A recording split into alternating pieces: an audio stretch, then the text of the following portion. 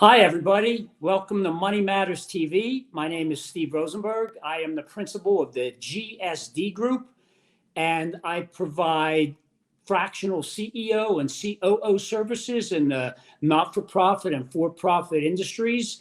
Most of you have seen me on this show before, and I'm thrilled to be here. And I want to introduce you to my co-host for today, Ken Jordan from Princeton Mortgage. Welcome, Ken. It's great to see you and be with you. Thank you very much, Steve. It's great to see and be with you as well. I'm really looking forward to today's conversation.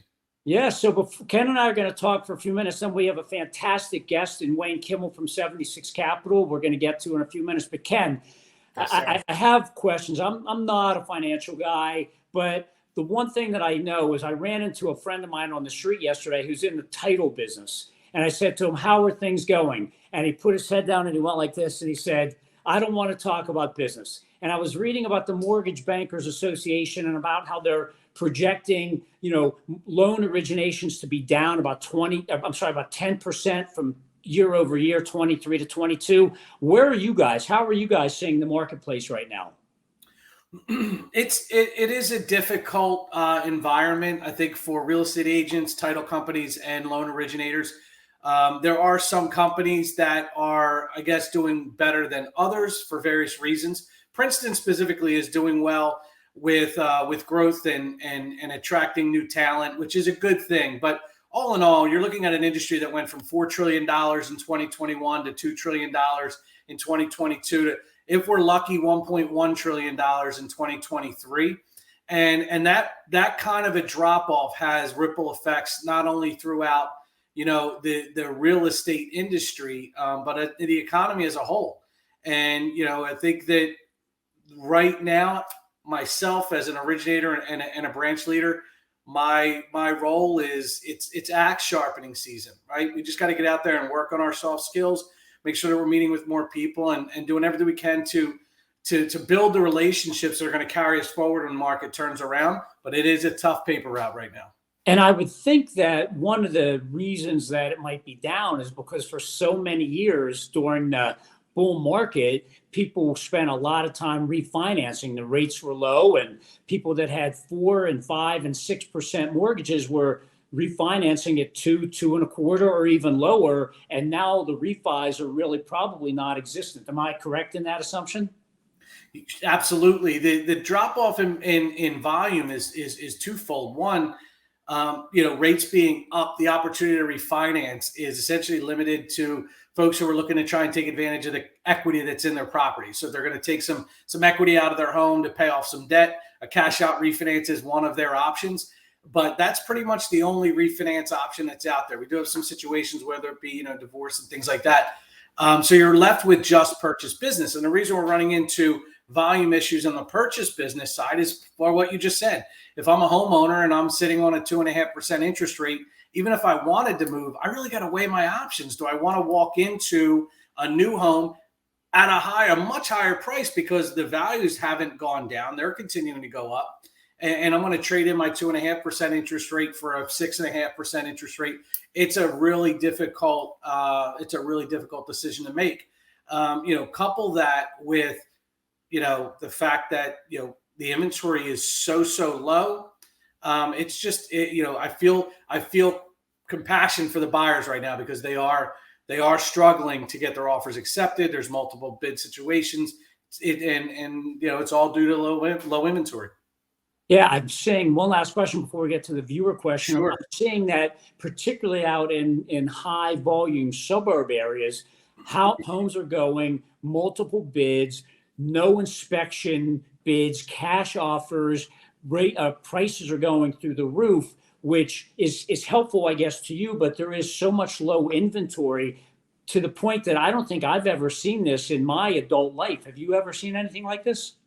No, I've been in the business for 20 years. So, I mean, there are folks that have been in the business longer than I have. And even they will tell you that this is some uncharted waters with the level of inventory that we're dealing with and the consequence of that low inventory being the bidding wars. We're seeing people not only are they waiving inspections, they're waiving appraisal contingencies. In other words, they're saying, I don't even care if the house appraises for what I'm buying it for. I'll still buy the house. So you have a house that goes on the market for 450, it sells for 500, it appraises for 430, and the buyers are saying, I'll still take it. It's crazy. And you're in these situations where these buyers they need their home, and, you're trying to give them the best advice that you can, and you're trying to walk that fine line. I want to help you get your offer accepted. And I want to make sure you don't make a bad decision, so we have to make sure that we're looking out for them in so many ways. That is, I never thought I would ever hear those words. And, I sold my house right before COVID, and trust me, there were inspections and there were appraisals and there were everything else. And, who knew what the future would hold, but it's crazy time. So we do have actually a question from a viewer from Janet Roman in Philadelphia. And this is an interesting question, and I don't think people know this. The question is, what questions can a lender legally ask? Now, that's a big question, so you might not get into everything, but just generally, what can a lender legally ask? So I think to kind of rephrase the question, what can a lender not legally ask? And I think that because there is a very broad question, what you need to keep in mind is that lenders have to determine the risk. Lenders have to determine the borrower's payment histories and their ability to repay. That, at the end of the day, that's what they are required to do. So you might say, well, you can't ask questions like, how old are you? But you can ask the date of birth. Okay. So it's a little bit, doesn't really matter. But what is important is they can't ask questions to discriminate. So you could never ask someone, are you planning to retire in the next 2 years? Are you planning on starting a family in the next year? These are questions that you might think are wise on the lender's behalf to say, hey, I want to know if they're starting a family because maybe they won't be able to pay the loan if one of the occupants is no longer working. But the reality is you're not allowed to do that. You have to take the information at face value and make sure that you're making your risk assessment on real time, in the moment information. So I think that really kind of gives you an idea that the end of the day, they're not allowed to discriminate against the borrower for any reason, but they do have to ask certain questions to make sure they can assess risk. Great. That's a great answer. And Janet, thank you for your question. Here's how you can send in your questions to Money Matters. You can have your questions answered on Money Matters. Please go to our website, money-matterstv.com. On our homepage, click on the banner on the right that says, Send us your questions. While you're on our website, you can find information about our host and guests, as well as show notes and links about this show and past shows. Money Matters is also available as a podcast on iTunes and Stitcher, so you can listen to Money Matters while you're on the go. That website address, again, is money, MONEY, -matters, MATTERS, TV.com. Ken, that was a great conversation. I am super, super excited to introduce our guest. I've known our guest so long that I used to own a hairbrush when I first met him. That's how long I've known Wayne Kimmel, the managing partner and CEO, I guess, if you will, of 76 Capital. And Wayne is kicking our butts with his background because he's coming to us live from the VSiN Studios in Las Vegas. Welcome, Wayne. Steve, it's amazing to be on your show. Thanks so much for having me. You are the man. So, Wayne, can you give Ken and I and the viewers a very quick background on what 76 Capital is and what you do and the types of companies that you look to invest in? Well, once again, it's awesome to be here, and I'm so excited to be able to do the show live here from Circa Hotel and Resort and Casino outside of the Circa Sportsbook inside the VSiN Studios. And at 76 Capital, and one of the reasons why we're here is actually 76 Capital, we were the investors in VSiN and recently actually sold the company to DraftKings. But we're always thrilled to be back here in Las Vegas with them. And, this at 76 Capital, we're all about investing in entrepreneurs who are truly trying to do the next thing in the world of sports, whether that's in sports tech, whether that's in sports betting, whether that's in gaming or esports. Those are the types of businesses that we look to invest in, and the kinds of entrepreneurs that we like to get behind are ones that we think we can really help and build their business with them. So that's really at the core what we do at 76. We're also, really excited because we also have a great division in our 76 Capital Sports Advisory business, where we work with teams and leagues and brands and advise them on all the new things that are happening across the world of sports. That's great. That's great. And that VEASAN studio, I was actually with you, and I know Ken has a question he's going to jump in, but I was actually with you at the VEASAN studio in Atlantic City at the Ocean, and I thought that was an impressive studio, and I was wrong, because the Vegas studio is a killer. That's a 10 out of 10. So I'm really happy to see you, particularly in Vegas. So thanks again for that great explanation. Wayne, thanks for joining us today. I'm surprised nobody mentioned my really cool recessed lighting I have back here in the background, but I guess, hard to compete. But Wayne, really quick, what motivated you to pursue this career? Well, I'll tell you, it's something really interesting. Ken, that's such a great question. For me, my whole life, I've been a sports fan. I think many of us wanting to be, whether it was a professional athlete or somehow be a broadcaster in the industry. But, I wasn't sure how to get there. So, when I wasn't sure how to even start down that path, but I got into the venture capital business in the late 90s to start investing in entrepreneurs who were doing the next thing. We got behind entrepreneurs that created companies like Seamless Web, which is today part of Grubhub. We're also investors in a company that created the healthcare clinics that you now see inside of all the Walgreens across the US. So we did things in consumer tech and health tech. But then about 6 years ago, and this gets right to your question, Ken, one of the things we recognized was that the sports industry had not been disrupted by technology, data, or analytics yet. And we said, wait a second, that's what we know. That's what we invest in. And we know the world of sports. We have so many relationships there. Why don't we go out and invest in the entrepreneurs who are doing the next thing in the sports industry?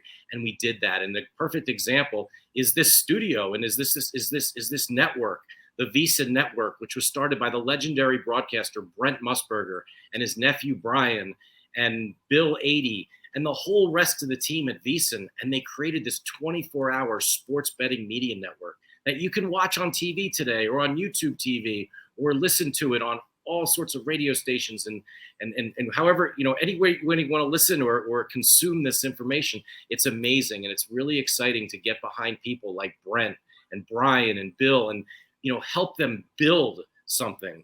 And man, they did something really special here in what they did with VEASAN.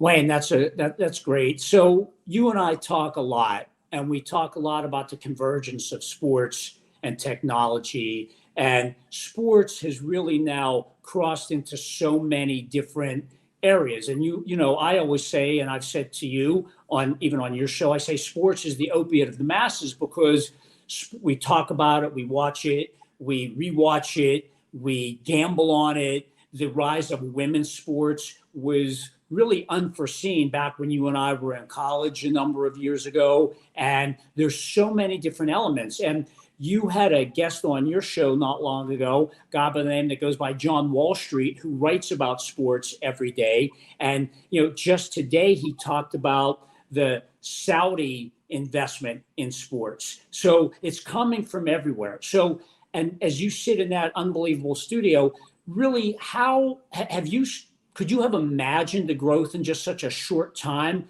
about technology and where it's infiltrated sports and really it made sports explode even further? Yeah, Steve, I'll tell you, it's been amazing, really seeing the last several years.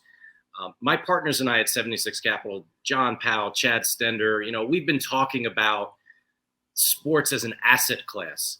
And a lot of people would say to me, an asset class? That's the financial services industry. That's the healthcare industry. What are you talking about? Sports is a fun thing. And we're like, yeah, it's a fun thing. It's $1 trillion industry. And what's happened is all the things that you mentioned. You have these unbelievable sovereign wealth funds investing in the world of sports now. You have major private equity funds that were started specifically to invest in the sports industry and invest in sports teams and into the teams and leagues that allow that today. Not all the leagues do, but it seems like it's coming. But it's amazing to see how all this has happened. The fact that Messi is now going to be with the Miami team in the MLS is incredible. Incredible. And the deal that he did, right? The deal that he did, which included the opportunity to buy an MLS team, to own and get a piece of the broadcast money that's coming from Apple TV. Now, who would ever have thought that a league would be on Apple TV? Who would ever think that if you want to watch, and it's the second time I've said YouTube TV, but if you want to watch the NFL ticket, you have to go and have YouTube TV.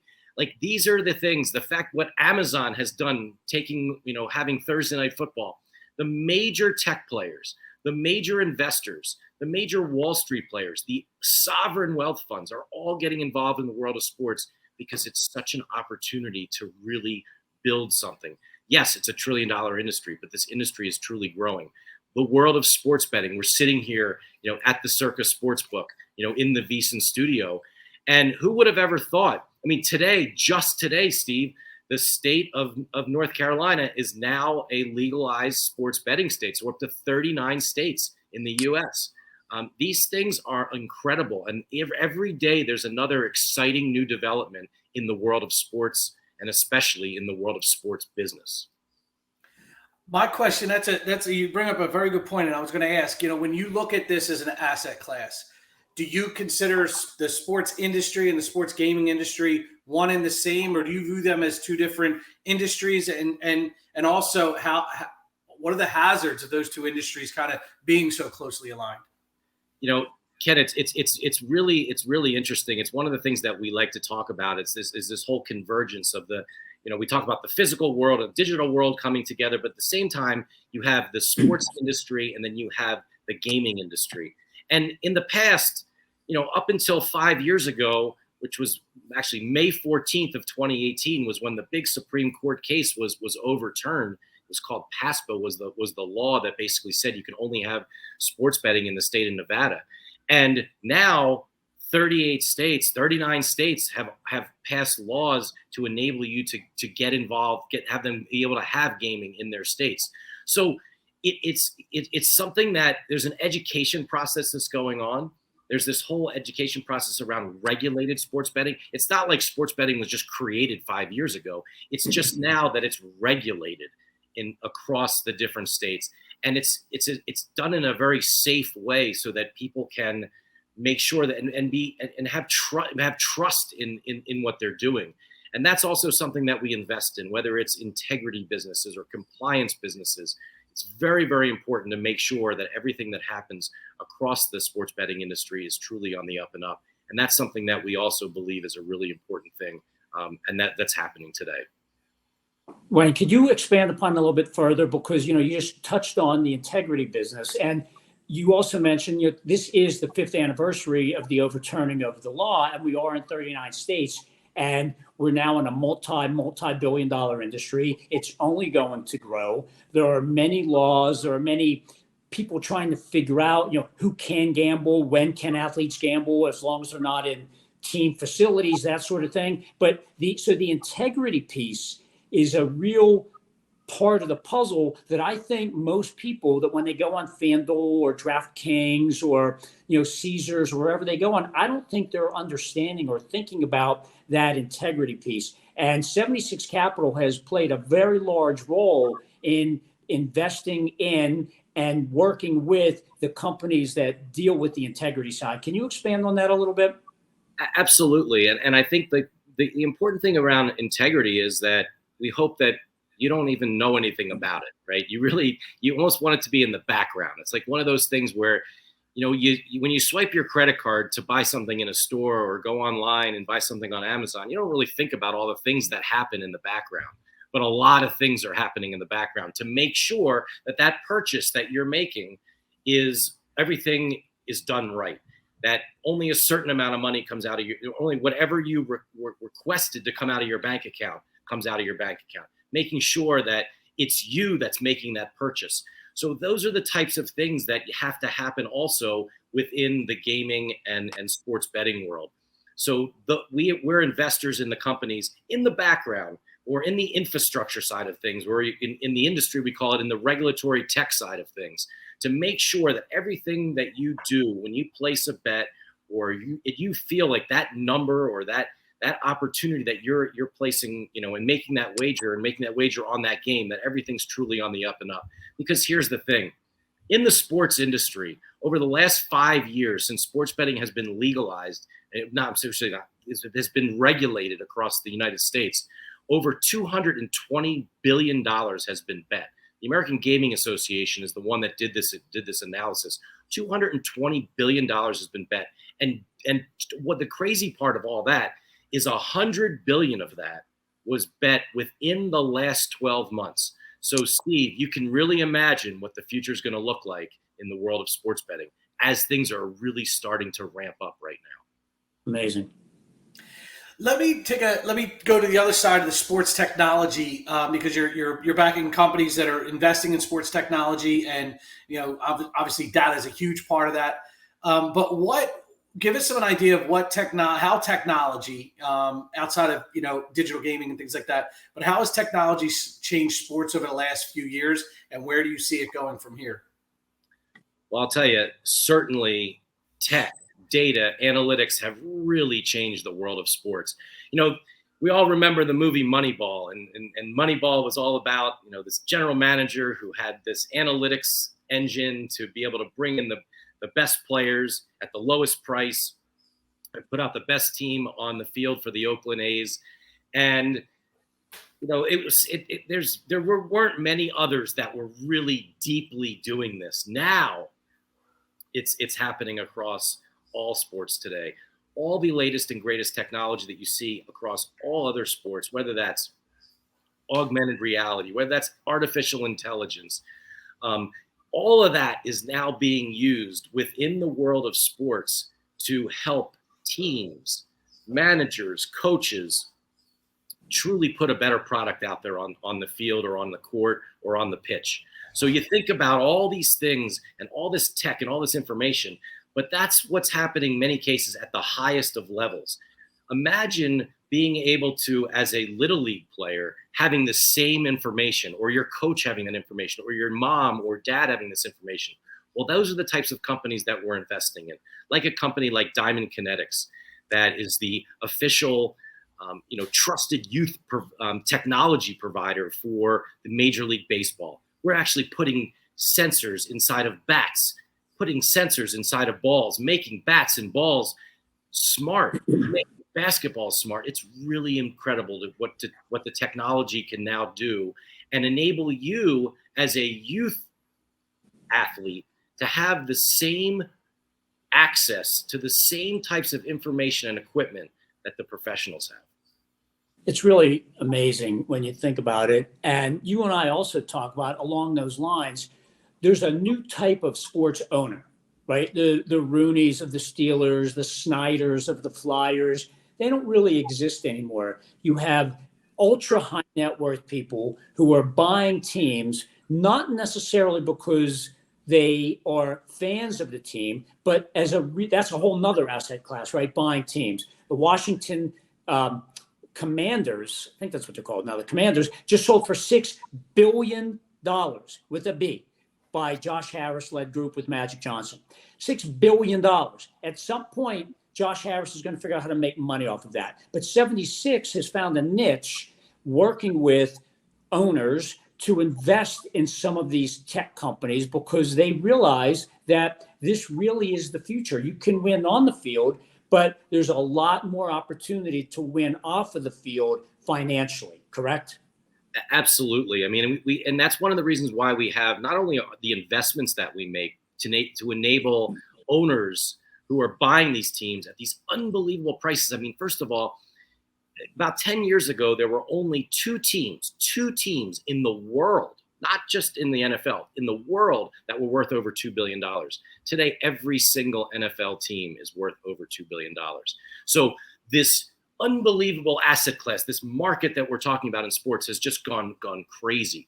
So for us, a lot of the companies that we invest in are enabling these team owners to figure out ways from a digital perspective to make more money, whether that's on the field, whether that's through their fans, engaging their fans in new ways, figuring out how do we not only just sell our fans, a soda, a hot dog, and maybe a jersey, but like what else? What else can we sell our fans? What else can we give to our fans? How can we engage them? How can we make them want to even follow our team even more, even if they don't come to our stadium or to our arena? And that's done through technology. So that's one of the things that we do. The other thing, which I think is amazing, is my partner Dan Bravado runs our 76 Capital Sports Advisory business, and we work with these team owners, with leagues themselves, with brands, as well as family offices who are buying these teams and are thinking about, like, how do we use the technology? And on the 76 Capital Venture side, we're investing in it. But then at the same time, Dan and his team on our advisory side, they're helping the teams and leagues on how to actually use and implement these amazing new developments. Wayne, I have a question you may or may not be able to answer, but just curious. We know that AI is kind of everywhere now, and I'm sure AI has implications in the sports gambling and sports gaming industry.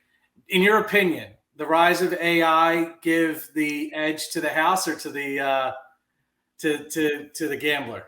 And you got to answer that in 1 minute. Hey, no problem. Here's the thing. I think it gives everyone the advantage, and it really gives the entrepreneurs and the people that are building the next business in the world of sports. Imagine, Steve, you could actually do something in an industry that you love. Like, everyone loves their team. Everyone loves sports. You have an opportunity now to build an amazing business. Use the greatest technology out there. All the things that Apple recently announced, AI now, whatever it is, think about that. And that's what's so amazing. So to me, the house, the books themselves better watch out, because there's some amazing entrepreneurs who are creating some really, really cool things. And certainly my partners and I at 76 Capital, we want to meet all those entrepreneurs and hopefully have the opportunity to work with them.